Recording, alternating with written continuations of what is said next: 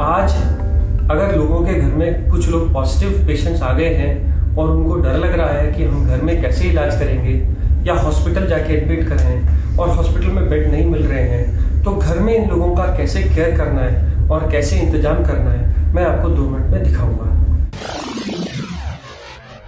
मैं doctor Sanjeev Kumar sunshine hospital Gachibowli से बोल रहा हूँ। तो ऑक्सीजन सैचुरेशन 100% बता रहा है, 90 से कम है तो ये पेशेंट सिक हैं, अगर 90 से ज़्यादा है तो डरने की बात नहीं है। मैंने इतनी देर इसलिए वेट किया क्योंकि पल्स ऑक्सीमीटर लगभग 30 सेकंड ले जाता है नॉर्मल सैचुरेशन बताने के लिए। अब मान लीजिए अगर ये लोग 90 से कम ऑक्सीजन पे आ गए हैं, अब इनको हॉस्पिटल की फैसिलिटी पे ले जा रहे हैं पर बेड नहीं मिल रहे, तो हम क्या करें? तो हम अपने घर का एक और सेक्शन सिक पेशेंट्स के लिए तैयार करेंगे, जिनकी एंट्री जिसमें नॉर्मल लोग कोई भी एंटर नहीं करेंगे, और इन सब लोगों को हम 14 दिन के लिए आइसोलेट करेंगे। मान लीजिए अगर ये पेशेंट है और मुझे इनकी केयर करनी है, तो जो बहुत ज़रूरी वाली चीज़ें मैं आपको बताता हूँ। जब भी आप इस कमरे में जाएंगे तो आप एक बड़ा कपड़ा या कोई भी गाउन जिससे कि आपके कपड़े इन्फेक्ट ना हो जाएं, वो गाउन पहनेंगे। गाउन के ऊपर मास्क, गाउन पहन के आपका ये पूरा एरिया कवर हो गया। अब आप इसके ऊपर एक नॉर्मल कोई भी मास्क या N95 मास्क लगा सकते हैं। ध्यान ये रखना है कि इन मास्क को इधर की तरफ हाथ से नहीं छूना, छूने के बाद स्टेरलाइज करना है, आंख में नहीं लगाना। आप सिंपल मास्क भी यूज कर सकते हैं, बट इसको रोज डिस्कार्ड करिए। अब क्योंकि ये इन्फेक्टेड जोन है, इसलिए मार्केट में ये प्लास्टिक की बनी शील्ड्स मिलती हैं। इसको अगर आप लगा लेंगे तो आपके सेक्रीशंस बाहर नहीं जाएंगे। ऐसे ही ये मरीज भी मास्क लगाएगा और ये भी शील्ड डालेगा। इससे क्या होगा? इससे उसके सेक्रीशंस और आपके सेक्रीशंस मिल नहीं सकते, आपको इन्फेक्शन होने का चांस बहुत कम हो जाता है। इस आदमी के साथ अगर आप टाइम बिताना चाहते हैं तो सोशल डिस्टेंसिंग के हिसाब से इससे ज़्यादा टाइम नहीं, ज़्यादा 5 मिनट से ज़्यादा टाइम ना बिताइए। उनको खाने के लिए डिस्पोजेबल्स का खाने में दीजिए। जैसे मैंने पहले बताया, खाने में आप सब कुछ दे सकते हैं। अब इन लोगों की केयर करते समय याद रखिए कि वो लोग खूब हैंड सैनिटाइजर्स या सोप का इस्तेमाल करें। इसके अलावा आप जब भी इन लोगों का सेवा करेंगे तो आप ग्लव का यूज करेंगे।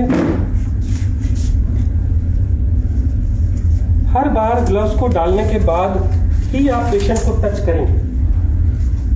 ये ग्लव अगर कपड़े के यूज कर रहे हैं घर के बने हुए, तो हर बार उनको घर से बाहर जाने के बाद उनको वॉश किया जाएगा। अगर डिस्पोजेबल यूज कर रहे हैं तो हर बार यूज करने के बाद थ्रो कर दिए जाएंगे। अब अगर आप ऐसी कंडीशन में उस पेशेंट के साथ उसके केयर करते हैं, उसको खाना देते हैं, उसके ऑक्सीजन लगाते हैं या जो भी कुछ कर रहे हैं, आपको इन्फेक्शन आने का चांस कम हो जाता है। मान लीजिए अब ये पेशेंट का मैंने ऑक्सीजन सैचुरेशन चेक किया और ये 90 से कम था। मैंने पल्स ऑक्सीमीटर लगाया और ये पल्स ऑक्सीमीटर लगा के रहने दिया। ये पेशेंट को फीवर भी आ रहा है, इसका ऑक्सीजन भी कम है, तो मैं क्या करूँगा? मैं पल्स ऑक्सीमीटर को लगा ही रहने दूंगा।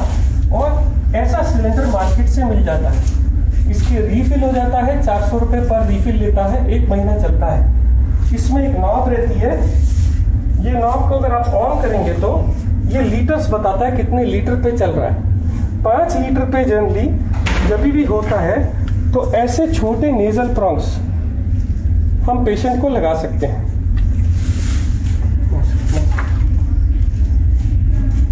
ऐसे नेजल प्रॉन्ग लगा सकते हैं।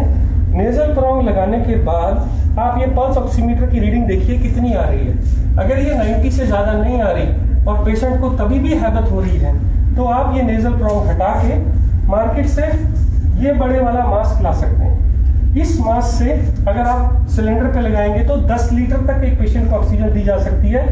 तब आप ऑक्सीजन चेक करिए, 5 मिनट वेट करिए ऑक्सीजन देके। इसके बाद भी अगर ऑक्सीजन इंप्रूव नहीं हो रही तो आपके पास लास्ट ऑप्शन बचती है हाई फ्लो ऑक्सीजन मास्क। ये मास्क के साथ एक गुब्बारा लगा रहता है, इसको जैसे हम ऑक्सीजन से कनेक्ट करते हैं तो ये ऑक्सीजन एक्स्ट्रा देता है और इसमें आप 15 लीटर तक ऑक्सीजन भर सकते हैं। ये गुब्बारा भर जाने के बाद जब आप लगाते हैं तो पेशेंट की हैबत या ऑक्सीजन सैचुरेशन इंप्रूव कर जाती है। इसको लगाने के बाद आप सैचुरेशन को देखते जाइए, जब वो 90 से ऊपर हो जाए उसको ऐसे ही रहने दीजिए।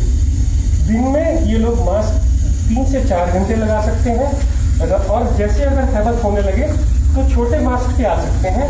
और अगर हो सके तो सोते वक्त बेड एंड को थोड़ा ऊंचा करके रखिए। अब इस कमरे की सेफ्टी के लिए कि इन्फेक्शन बाहर ना जाए, घर का बना फिनाइल या कोई भी एंटीसेप्टिक सोल्यूशन से घर का पोछा मारिए। अब आप इस कमरे से जब बाहर आने लगे तो आपको सबसे पहला काम क्या करना है, ग्लव उतार के डस्टबिन में फेंक देने हैं, और ये गाउन निकाल के आपको बाहर नहीं जाना। आप ये गाउन को हटा के उसी कमरे में छोड़ देंगे, मास्क शील्ड्स उसी कमरे में छोड़ देंगे, और हैंड वॉश करके आप पूरा हैंड वॉश करके इस कमरे से बाहर आएंगे। 14 दिन तक अगर इन लोगों की ऐसे ही सेवा करी जाए तो ये लोग इम्प्रूव हो जाते हैं।